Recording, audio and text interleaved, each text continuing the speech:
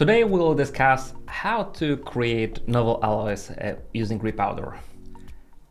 Usually feedstock is of a problem. If we are willing to atomize something with gas atomizer or different ultrasonic atomizer devices, we need to have pre-prepared rods, bars, or any other alloy to get started with spraying.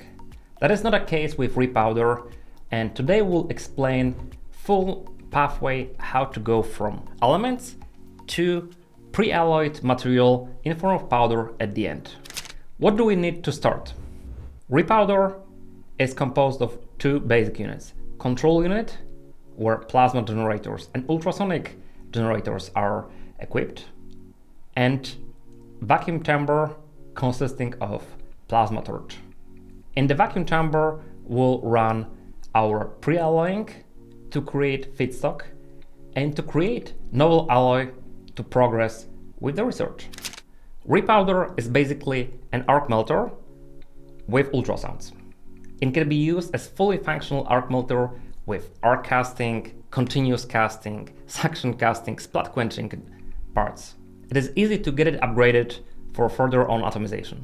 Starting with an arc melting capability, we can further on progress with research for additive manufacturing, equipping it with ultrasonic setups and atomization capability. Take a look at this slide.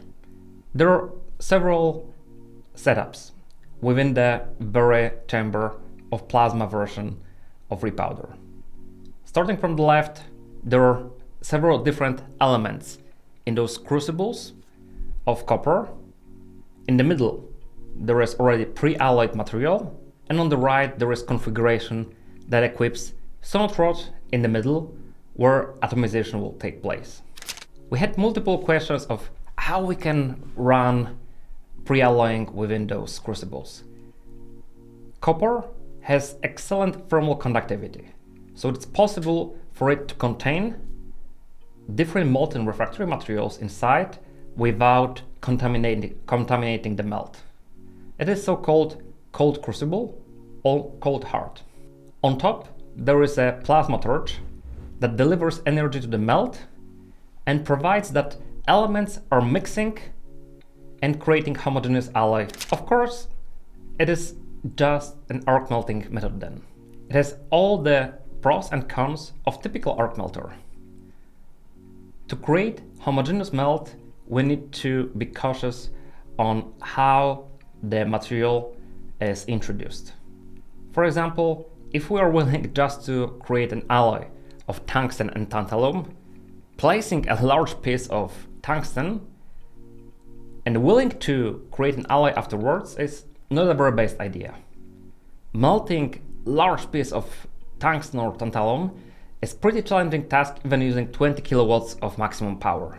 Then usually it's better to have our materials in form of pellets, chips, swarf, something that is larger in surface area than a bulky part. That is typical characteristics of arc melting process. In the next slide, you can observe thermal video of material being prepared. There is a copper boat, you can see it's cooled, and in the middle there is our melt while it's being prepared. We're getting multiple questions of how this crucible can withstand enormous heat of molten titanium or tungsten. Copper has melting point around 1100 degrees. So it should be introduced as an alloying element inside titanium or tungsten of higher melting point. In this case, we are using very high thermal conductivity of copper, so an effect of cold crucible is employed. The melt itself can be even 2000 degrees or higher, while water-cooled crucible is kept cool and it's providing no contamination into the melt. It is the cleanest method possible to create alloys with refractory and reactive elements. Within the initial step of alloying, plasma or TIG torch is moving around the melt to provide homogeneous alloying. Moving plasma torch enables us to limit the volume of molten metal in a single time and provide that full material afterwards is homogeneously alloyed. Such method can be also used not only for alloying, but also to change form of feedstock material. For example, we can use swarf, machining chips to remelt them to continuously cast them into form of longitudinal bars. Such feedstock is much easier to be atomized afterwards than simple chips. Different forms of material can be also melted. Instead of alloying, we could just remelt swarf, machining chips into a single bar that is perfect feedstock for atomization further on. Such method can be used for recycling.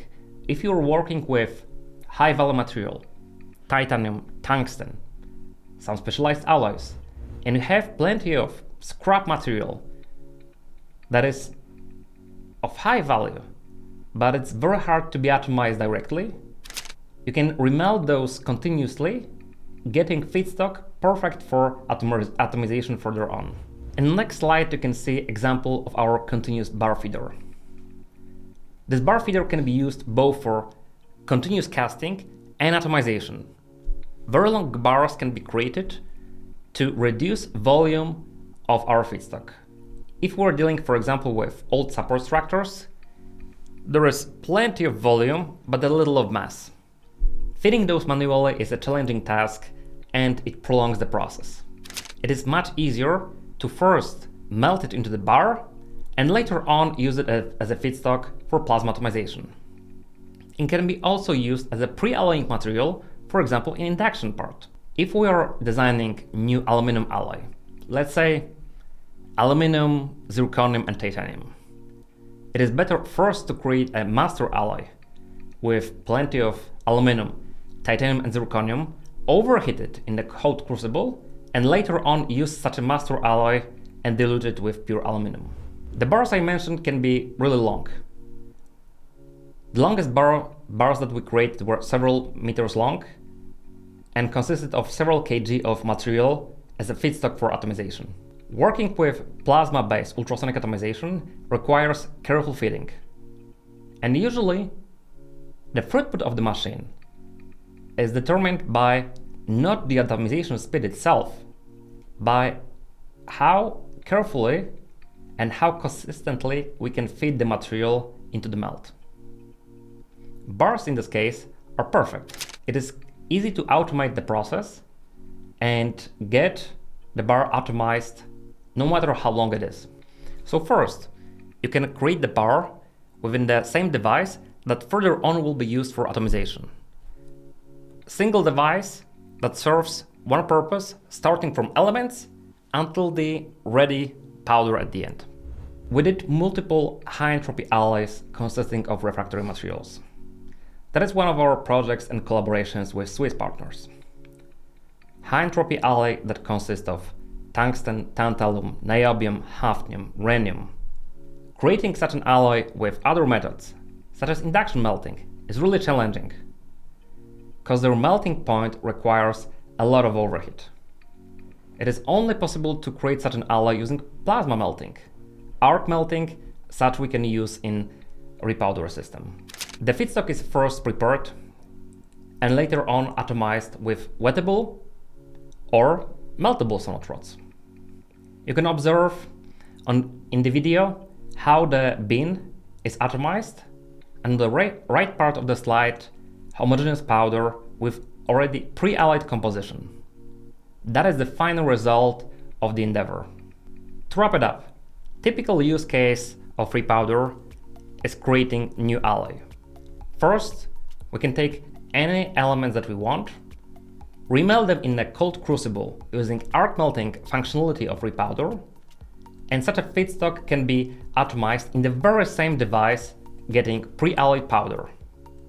Both reactive, refractory, and other materials can be processed with such manner. Thank you so very much, and see you in the next episode.